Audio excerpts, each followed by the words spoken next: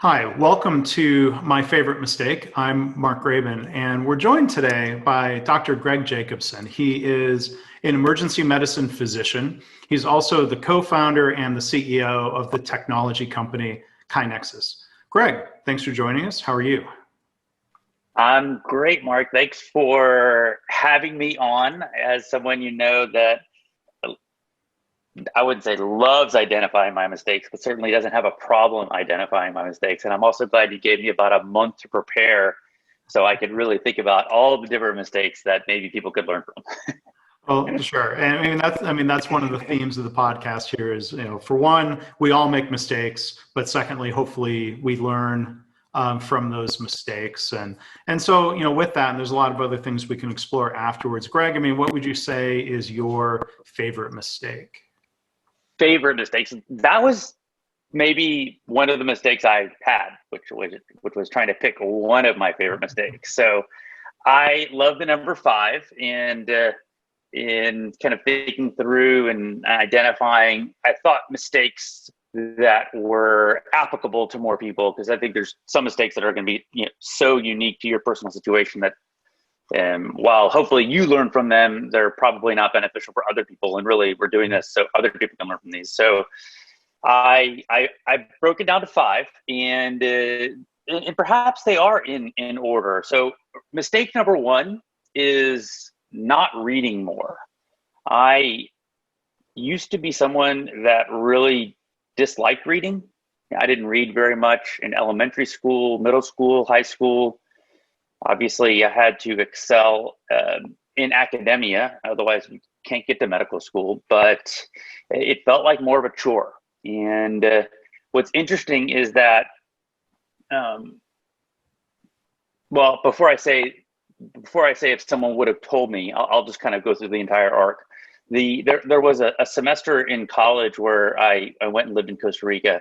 And there I ended up reading, for some reason. I really got into a whole bunch of John Irving books and was reading just a lot of his novels. And someone even commented to me that, wow, your writing on your emails has improved so much. Mm-hmm. So to me, there was this disconnect between reading and all of the other benefits that reading does for you. I always thought reading was just a singular,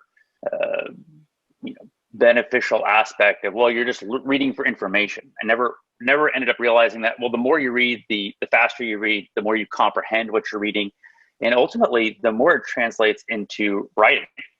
What's interesting is that if someone would have told me back in middle school, the single most valuable thing you can do in your life is to read, because it will make you, smarter, more efficient, a better communicator. 1, I probably wouldn't have believed them. But 2, I feel like I would have had such a leap ahead in so many areas that I've struggled in the past. And then I'll just pause to get your insight in this after. As time has gone on, and as I've realized the benefit of reading, audiobooks have become much more popular. And while I think it's probably better to read, I find that I'm able to consume so much more with podcasts and audiobooks. And then in this year, we declared at KaiNexus that this is going to be the year of reading. And I'm realizing now we're 8 months into it, Mark, and it's not going to be the year of reading. It's just we are going to have a culture of reading. And so we've done a number of different books in like book club format that we're all getting benefit from. So reading more, in short. So let's explore that a little bit. I recently had the chance to interview Tom Peters, kind of the legendary author of In Search of Excellence and other books. And I don't think he was just saying this because he's an author. He's saying that the biggest fault of a corporate CEO is that they don't read enough. And he really puts a huge emphasis on that, of basically the curiosity and the continued learning, in addition to the benefits that you described. So as a follow-up to that, I guess how and when did you realize, you sort of talked about how you got into reading, but when was it that you realized that it had been a mistake to not be reading as much in the past. How did you come to that? Certainly when my good friend responded, I mean, this would have been in 96 that I was in Costa Rica. So email was newish, and he responded to the email and said, I can tell you've been reading a lot better because I can actually understand what you're writing. And then if there's one way to make someone really hate reading, it's to send them through medical school, because you just have to read so much. And so between medical school and residency, my pleasure reading just really dropped off. And then it really came back with the founding of KaiNexus and realizing I didn't have a formal business education. And so starting to read about startups and general business books, probably read 50 over the last 15 years. And I've had people tell me, oh, well, you don't need to do an MBA because you've already read all of the major texts that you would review in an MBA anyway. So really the switch has been getting extremely interested in spreading continuous improvement with KaiNexus, which I know we'll talk about at the end. And so, but one other tip that I found really interesting that I just started doing with the book club, because we're not picking random books, right? We're picking books that we really think are beneficial. So I've ended up listening to them on audiobook, and then I've ended up purchasing the physical copy and re-listening to it on audiobook while I'm physically reading the text.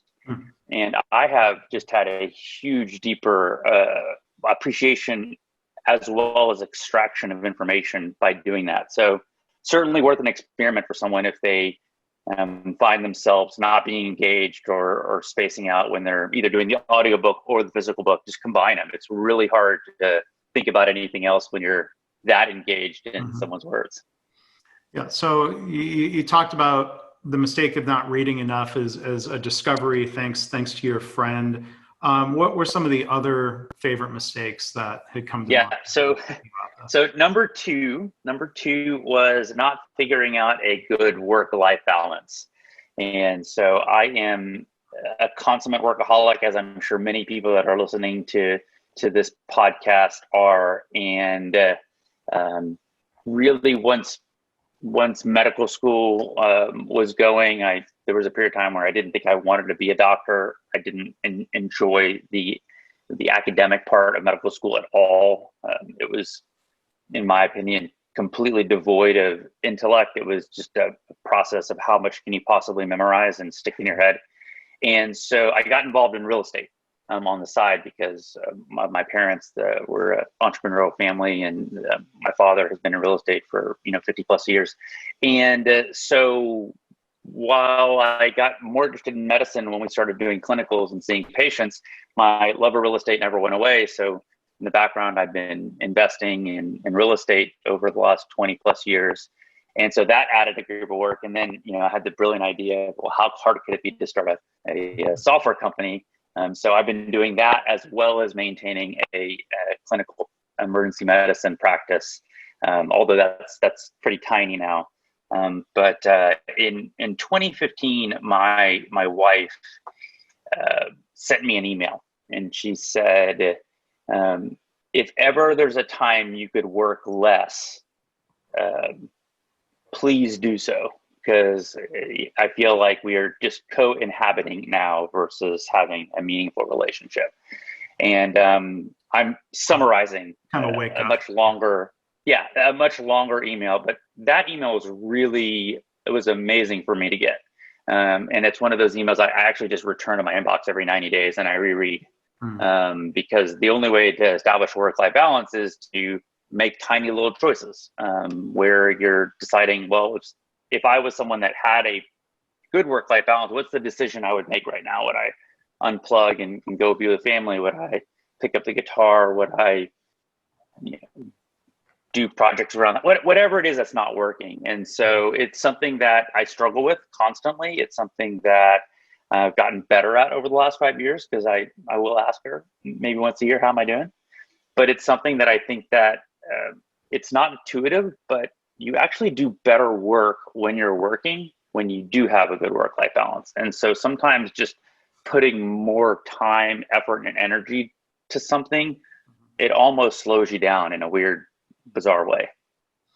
Well, there's, it seems like a lot of entrepreneurs and even CEOs in large corporations kind of perpetuate this idea that you can just effort your way out of anything. Kind of Right, right. the culture of bragging about how many hours you work every week, or the executive profile of, well, so and so wakes up at 4 a.m. every morning and they're in the gym by 4:15, and that's not the only way to really drive effectiveness, right? Yeah, I think I would hate to jump to the conclusion that someone that said, "Oh, I wake up every morning at 4 a.m. and I'm in the gym by 4:15," to say that they don't have a good work-life balance. But I think a person only really knows themselves if they truly are aware and meaningfully introspective at whether or not they are achieving a work-life balance. Hopefully that process includes asking all the people that are most meaningful to them, hey, am I meeting your needs in this relationship? Am I present? Am I, watching life pass by? But at the end of the day, it's just going to take looking at yourself in the mirror and figuring that out. Yeah. So you said you had three other mistakes. Okay, three other. All right. So one of the things that happens in a startup, and it happened to us perfectly, is that, and it's something that I actually read. I wish I remember. I read a blog post on it, and I was like, oh, that fits us about 90%. Is you get to a certain point in a startup where the founder passion becomes diffused through so much interaction that you can't drive culture through just being passionate about solving a problem. So what do I mean? So we have two founders at KaiNexus, Matt and I, and if we have our first two employees, really got a ton of our attention. They were interacting with us, certainly on a daily basis, but many times, for many hours a day.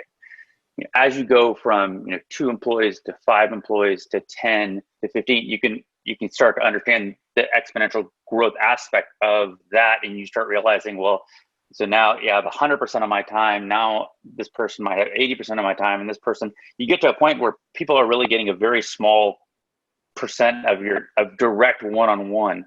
And so there needs, and it seems like 20 people is what this blog post that I was reading, I wish I could attribute it to the right person, but it seems like 20 seems to be a good number to realize that you need to start managing the company a little bit differently.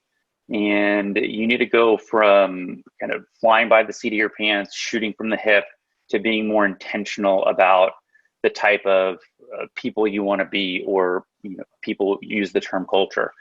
And so I have a recurring item on my to-do that reminds me that I should be spending about 20% of my time working on, I'm going to call them soft things, but that's not to say that they're less important than hard things.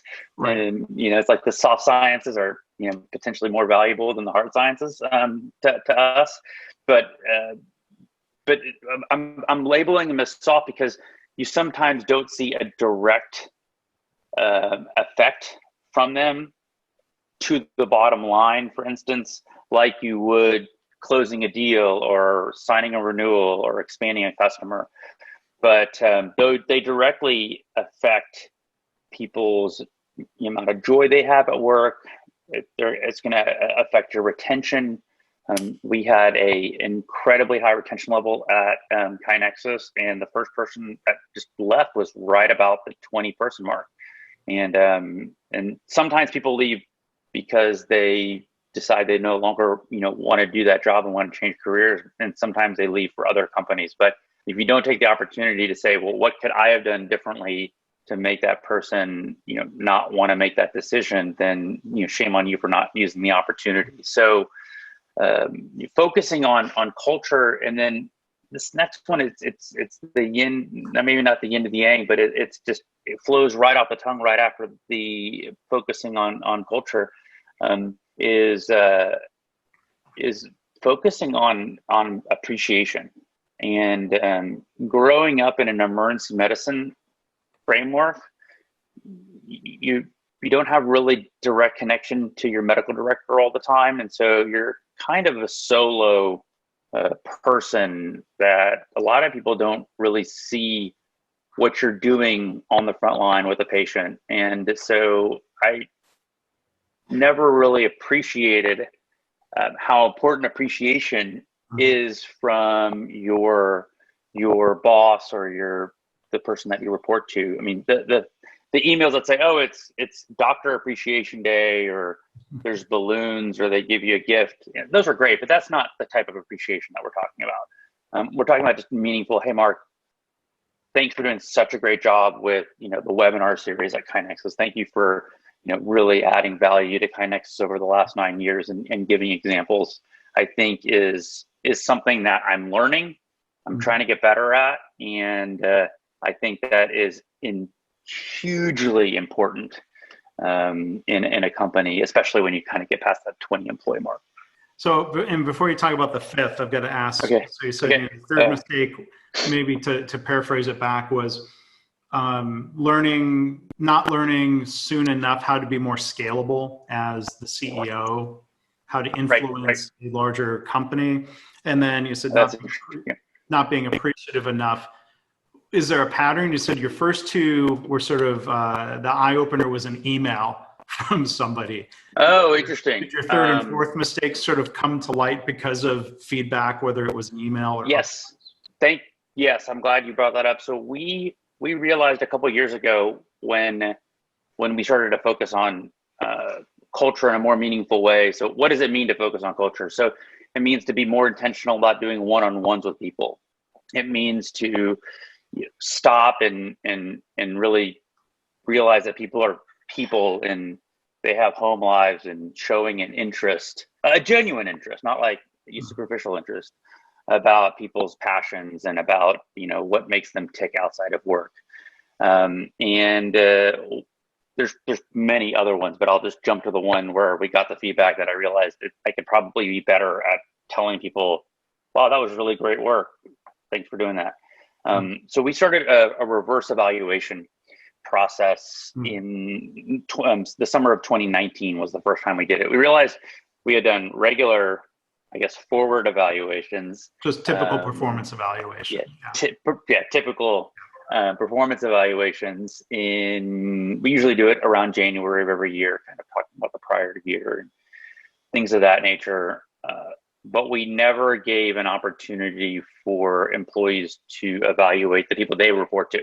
So we did a bunch of research on how to do that, and we came up with a process where it's anonymous, and I'm very big on anonymity, or big on not being anonymous when you're engaging in improvement work, and that's probably a topic for a different podcast.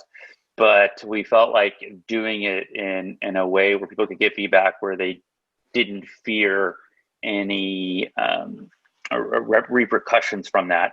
And so it gets sent to someone outside of KaiNexus, and that person kind of removes personalizations without trying to make it too diluted, and kind of gives it back to us. And in both evaluations, in 2019 and 2020, it was a theme that people feel like they don't get appreciated. And so appreciation has to be from the perspective of the person that is receiving it, because that's why you're giving it for them. So I could say, well, I feel like I give people appreciation all the time, but if people don't feel like they're appreciated, it doesn't really matter what I feel in that situation. So it was through the written word.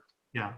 Well, and when you talk about giving that direct, specific, individualized feedback and recognition, being powerful, that makes me think of one of my favorite business leaders, the late Paul O'Neill, who said, in an excellent organization, people would be able to answer yes to 3 questions every day, and that third question is, have I received recognition? And here's the important part. I think you'll get a kick out of this. Have I received recognition from somebody whose opinion matters to me? Which I think is an interesting thing. Yeah, interesting. Tax on. And I'm not saying that people aren't respecting, it doesn't matter that they're getting feedback from you, but I think that's an interesting dimension to think about, where I think that generic, it makes me think of that generic of like, oh, it's Nurses Appreciation Week and we're throwing a pizza party. Does that really count as recognition? And if that chief nursing officer who maybe you've never seen all year suddenly shows up and has some platitudes, does that really provide? I mean, I'm sure it moves the needle, but it's not moving the needle, I think, in a meaningful way that people think it's moving the needle. It would just mean so much more when the chief nursing officer walks down on a busy ER shift and just says, hey, thanks so much, we got 3 pizzas coming later. That I think is more meaningful than it's whatever the nursing appreciation or the doctor appreciation day happens to be on the calendar. Recognition can also mean acknowledgement of, I'm here and I'm not just dropping off the pizzas, but I've got some time if you want to tell me how things are going here and what could we be doing better. Those are conversations that you and KaiNexus and the customers are always talking about improvement. Yeah. Recognition can be different things, or maybe I'm just using the word. Yeah, and I didn't mean to say that you should drop off pizzas. It really, I think that 90% of the benefit there is just coming down and looking at someone in the eyes and say, dude, I get it. Like, this is where the real work is happening and we really appreciate it. And I know it can get overwhelming sometimes. So, but pizzas are always great too. Yeah, and my point was, if that chief nursing officer only shows up once a year in that ceremonial, hey, it's Nurses Week, that they might not, that person's opinion or recognition might not matter. They don't know that person. They don't have a relationship with them. Right.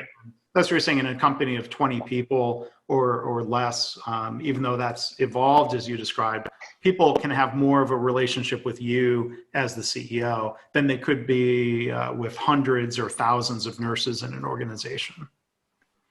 Yeah, so if I was thinking about scaling this, obviously when we have 40 people that are part of the KaiNexus team and then 100 and so on and so forth, there's going to come a time where I won't be part of the hiring process. I may have never worked with someone directly on something. So I would need to think of some process where I'm getting feedback or I'm hearing about things that are happening several levels different from me, where I can call someone out with some specific example. And obviously, if there's 1,000 people, I won't be able to do that to everybody. But if I could do that to 20 people throughout the year, and then I'm showing that as modeling behavior, then presumably everyone's going to get some appreciation or love from their bosses. And I think that doesn't feel like a very difficult process to develop. It just feels like you need to have the desire to do that, because a quick 3-line email, I mean, what does it take you? A couple minutes to write. So. Okay, and then what was the fifth of your top 5 most favorite? So this is an interesting one, and maybe it's flipping it a little bit on your head, or the question on its head, but I've made mistakes in the past, and sorry for the extra noise, we're all working from home. So I've made mistakes in the past on like some real estate. I'll use real estate for an example, because that's just an easy one to kind of, I've made some investments in real estate without doing my proper due diligence, because I made the assumption, oh, well, this person is investing in that and they have a good track record and they're a smart person. So by proxy, I don't need to do as much due diligence. And if you look back at all of the investments I've made that have not done as well, fortunately, I have more that have done well than not. But if you look back at that, that's a recurring theme that happens. And so I think that the teaching point for me is that I don't make the assumption that other people know more than you or know better than you. That doesn't mean you should always make the assumption that you're right and they're wrong, but don't go in with that default assumption. And so I think that's the real tricky part is how do you know when to listen to yourself or when to listen to someone else? And if everyone knew that, then we'd always make the right decisions, because then we just ask around and know, oh, well, that's the right thing to do. But I think you get my point that don't do a little bit of your own research. Don't aimlessly follow, if that makes sense. Okay. So let's talk, and thank you for sharing all of that and for those reflections. Well, let's talk a little bit about KaiNexus, and maybe have you describe, what the company's mission is and what the products and services are. But then, also, would be curious to know, as CEO, how do you work at building a culture where people aren't afraid to admit mistakes? And how do you create a culture where people are learning from mistakes? Because again, mistakes happen.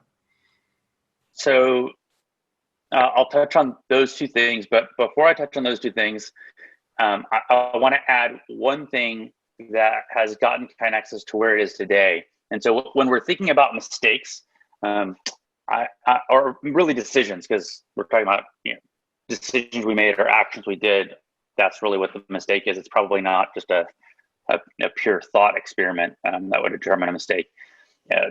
Is that in reality, if you look back at the arc of KaiNexus, the 5 years kind of pre-company formation, where I was thinking about the concepts and working on a prototype software, and then the 10 years now of being in the company arena, there might be only 5 or 10 real decisions that would have completely impacted the company to the point of failure. The other, probably participating in a dozen or 24 decisions a day, depending on how important you're talking about it. It might be that a person is making hundreds of decisions a day, down if we're talking about like, well, what are you going to have for breakfast? But the vast majority of decisions that you make in a day or in a business really aren't going to change the bottom line in a meaningful way. You just have to get like 80% of them right. Mm-hmm. So the real thing is knowing, is this a decision that could have the potential to kill the company, versus is this a decision that doesn't have that potential, so the risk of failure is one, mitigated because the impact isn't necessarily detrimental, but two, is going to be also impacted in a positive way, because you're going to be observant about the failure and you're going to improve from it. And so as I'm thinking about delegating decisions to people, that crosses my mind. If Mark makes this decision and he's wrong, how detrimental is it? And so so kind of as we're thinking through decisions and mistakes, there's probably maybe 1 or 2 a year that are the really big ones, and then there's 99% of the other ones. You need to get most of them right. You just don't need to get all of them right. Obviously, if 100% of the decisions you make are mistakes, you're going to run a company into the ground or an organization into the ground. So I wanted to say that, and it dovetails nicely that we are a startup that is still around. And so I would argue that we have not made any fatal mistakes, and that we, for the most part, made more correct answers than incorrect answers. And so we're a software company. We help organizations spread a culture of continuous improvement. And so most people that are listening to this know you are I'll call you a lean guru. And so most of our customers are coming from, I know you're smirking and you're nodding. I don't like that word. That's a mistake, using that word. Go ahead. That's a mistake. But most people that know you wouldn't find it surprising that you're working with a software company that is implementing continuous improvement, lean and Kaizen concepts, or at least helping organizations implement those. And so that's what we do. We have companies that come to us and say, we are totally disorganized. We have no way to understand impact. We have no way to engage our employees. We're using Excel, Word. We're using these project management platforms that aren't based on lean and Kaizen concepts. We need to accelerate how many ideas we get. So those are the kinds of things that people come to us, and we provide a platform to help people manage their top-down work, like large-scale lean projects that might have 10 to 20 people involved in them, that might last for months. And people sometimes call them value stream apps or large PDSAs or strategic A3s, or kind of give it a bunch of different names. We also help people manage their their bottom up work. That's, employee frontline ideas, opportunities for improvement, frustrations, identifications of defects or mistakes, or patient errors, something that's driven from the front line, and then it gets routed kind of up through. We help people visualize their KPIs, and hopefully, if they're measuring the right KPIs and they're doing good improvement work, then those key performance indicators will be improving. And so and then finally, as we've evolved, because we really started initially with just bottom up, and then we added the top down, and then we added the KPIs, but we realized people were coming to us and saying, this is all great, but we need a way to align it all. Mm-hmm. And so we've added in functionality into the platform that helps people with their strategy deployment or their Hoshin work, so they can see how do the KPIs, how do the big initiatives, and how do all the small initiatives kind of fit together. I guess I should have probably gone vertical there instead of horizontal. So, but that's a little bit about KaiNexus. So if you are trying to develop a culture of continuous improvement and you're struggling, and you realize you're probably not using the right technologies, then that you would be a good person to reach out to us and see if we can help with those things. Yeah. And the website there is KaiNexus.com, KaiNexus.com. Boy, I made a mistake and stumbled through the spelling of that. KaiNexus.com. No, I'm glad I think you went slow. I like that. And it's obviously a combination of the words Kaizen and Nexus. So the idea is that you would do continuous improvement kind of in an interconnected way at an organization. And I'm proud to say that Mark and I met on Valentine's Day of 2011. And he has been a part of the company since its early days. I like to think of him as keeping us on track to the mission and the I'm going to use quotes again, air quotes, the correct application of lean practices. And so we're honored to have had you part of the team.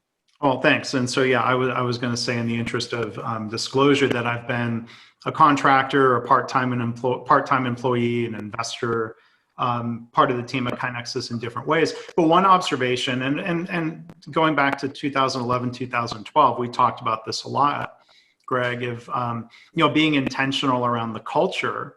And one thing I'll give you and Matt, as the other co-founder, credit for, as the day-to-day leaders of the organization, is creating an environment where people aren't blamed or vilified when something goes wrong. Because as you have experienced differently than I have around healthcare, when people get named, blamed, and shamed, when a mistake occurs, that leads to the hiding of problems. And then if you cover up the problem, you can't learn from it as an individual, as a leader, as an organization. So the one thing that comes to mind, answering my own question a little bit, of how do you create a culture where people are learning from mistakes? I think it comes back to the idea of eliminating fear, eliminating blame, and creating an environment where, yes, we can reflect, but we've got to do so in a way that's constructive, instead of just beating ourselves up, or even worse, beating someone else up in a proverbial sense. I think, and you'll have to correct me if I'm wrong on who kind of uses the 85 to 15 rule, but if you go into something that 85% of defects or errors are based on a inadequate process, and only 15% of those are based on true human error, you end up creating a culture. And I've worked in cultures in the past, especially on the healthcare, where the burden of identifying an error, there is shame associated with it, and there is sometimes such a rigorous process that you are going to get involved that if there was no harm that happened, 9 times out of 10, it's just not going to get reported. And any physician, nurse, anyone that actually does clinical medicine will nod their head up and down. I mean, I've worked in over a dozen medical centers over the last 20 years in different countries. And it's just, and I'm talking about the small stuff, like, oh, person got 600 of Motrin instead of 800 of Motrin. Well, I mean, that's really an opportunity for improvement, but Right. you know, not having a system that makes that easy and celebrates that experience, not because we're happy someone got 200 milligrams less than they should have gotten, but because they provided an opportunity to look at a process to see if we could make that safer. Because, you know, the next medication error could be, you know, 10x of the amount of heparin that someone is given, and you know, heparin, as you know, is a blood thinning medication, and that can be and has been life threatening. And that mistake may have been prevented. I don't know, you know, how many times this happened, but I know you and I both know the specific case that we're thinking about. But that may have been prevented had there been a different culture and a much smaller in impact error was made, that had there been a process to evaluate that, it could have prevented other things. And so I've just this past couple of days, we did a retrospective, as we do with every release, and that we did a release on Friday, or 2 Fridays ago, and the dev team, product team, all get together, and I'm so proud of that team. The quality of the work that they do is so high, and even though they do that level of quality, they also are looking for ways to improve. And so it is a pleasure when you work in that framework, that we don't want to over process things, but we're going to focus on process to see if we can eliminate mistakes in the past, or mistakes in the future. Yeah. I'd like to think we do a good job of it. Yeah. Well, it's an ongoing effort and challenge, and that reflection leads to growth, which leads to more likelihood of success, I think. So, and that's why. Thank you very much. I will be appreciative of your appreciation. Sure. And that's why, you know, we call the podcast My Favorite Mistake. It's not titled Beat Yourself Up Over Something that you did.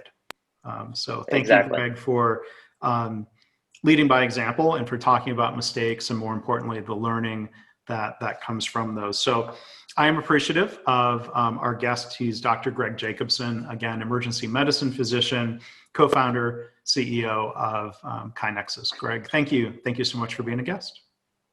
Thank you very much for having me, Mark. And I always like to remind people that there is no better day than today to start working on continuous improvement, whether that's personally or whether that's at your organization.